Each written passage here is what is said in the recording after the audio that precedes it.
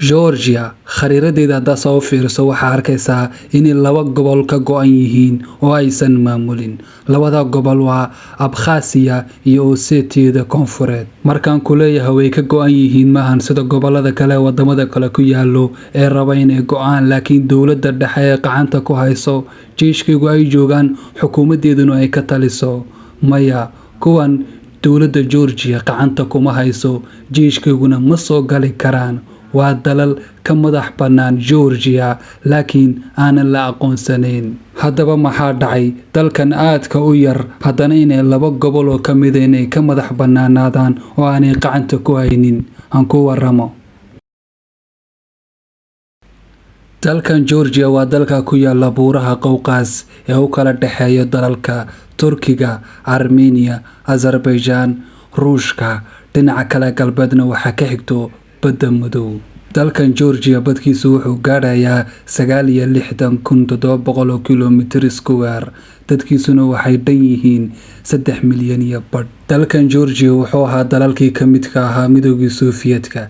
xilligii Midowgii Sofiyeetka labadan gobol soo sheegnay, Abkhazia iyo Koonfurta Ossetia, waxay ahaayeen laba gobol oo iskood isku maamulo. yacni jamhuuriyaddii Georgia ku dhex jirtay Midowgii Sofiyeetka ayayba kasii madax bannaanaayeen, taasoo keentay markuu Midowgii Sofiyeetkii burburay ee dowladdan hadda aan naqaanay Georgia dhalatay, labadan gobol waxay bilaabeen inay ka go'aan dowladdii Georgia. Haddaba see wax u dhaceen? Sanadu markay ahayd 1991 dowladdan Georgia markay ka go'day Midowgii Sofiyeetka, gobolkii Ossetia Koonfureed amba Koonfurta Ossetia waxay bilaabeen inay eegna kasii go'aan dowladdan Georgia. waxaana dhex maray dagaal sanadu markay ahayd 1991 ilaa 1992, taasoo keentay inuu Ruushku isaga laftarkiisa dagaalka uu soo galo, taasoo keentay in dowladdii Georgia ay guuldarro weyn la kulanto, ay heshiis la saxeexato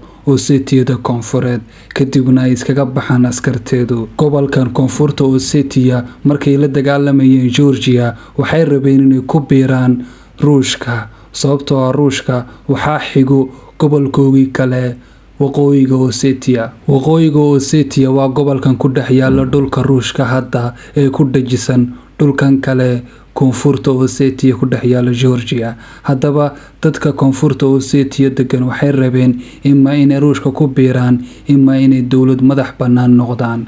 dagaalkii ay la galeen Georgiana waxay sababtay inay noqdaan dowlad madax bannaan oo ka madax bannaan dowladda Georgia, laakiin aanan la aqoonsanayn.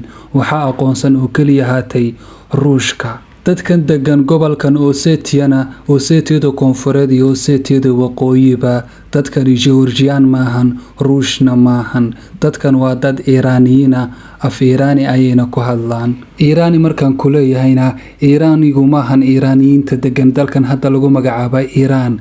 dalkan hadda lagu magacaabo Iiraan qowmiyado kala duwan ayaa degan.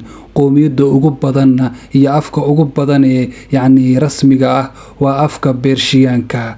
Iiraan iyo Beershi way kala duwan yihiin, taasoo macnaheedu tahay af Beershiyaanku ma hadlaan, afafka Iiraaniga la isku dhahayo ku hadlaan, sida Kurdiga, Beershiyaanka, Taajiga, Bashtuunka. waana dad u badan Kiristanka Ortodokska. haddaba ha u imaano gobolkan kale dhinaca badda madow xigo, Abkhazia. gobolkan Abkhazia isagana sidoo kale xilligii Midowgii Sofiyeetka wuxuu ahaa gobol isagu isku maamulo oo aanan hoos tegin jamhuuriyaddii Georgia. sidoo kale gobolkan markii dowladdii Georgia ay ka madax bannaanaatay Midowgii Sofiyeetka oo ay dagaal la gashay Koonfurta Ossetia sanadii 1991 ilaa 1992, markay dagaalka sida uga soo baxday ay gobolka askarteedu ka soo wada baxeen.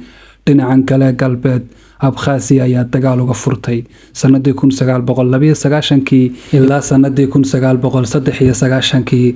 dagaalka sidoo kale dowladda Ruushka ayaa faraha la soo gashay, taasoo keentay inay askartii Georgiaanka ay iskaga cararaan gobolkan iyo dad Georgian oo deganaa oo tiradoodu gaadhaysa ilaa 200,000 oo qof. taasoo macnaheedu tahay Georgia gobolkii labaad ay askarteedii ka soo saaratay, xukuumadeeduna gacanta kuma hayso, dadkeygii deganaana way ka soo carareen. sanadii 1993 ayuu dalkan Abkhazia ka madax bannaanaaday Georgia, laakiin waxaa aqoonsan oo keliya haatay dowladda Ruushka, dowladdii Syria xilligii Bashar al-Assad, Nicaragua iyo nuuru. dalkan Abkhazia dadka degan waxaa lagu magacaabaa Abkhaziyiin waxayna ku hadlaan afka Abkhazka. waa dad inta badan muslimiin ah waxaana ku dhex jira in yaroo masiixiyiinta ortodokska ah. haddaba dalkan Georgia aad u jeedid ee khariiradan aad arkaysid maahan khariirada dowladda Georgia ee caasimadeedu tahay Tbilisi ay ka wada taliso. xaqiiqada dhabta waa tan: labadan gobol ayaa ka madax bannaan oo noqday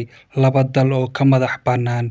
jiishkeyguma soo gali karaan, xukuumadeeduna kama taliso.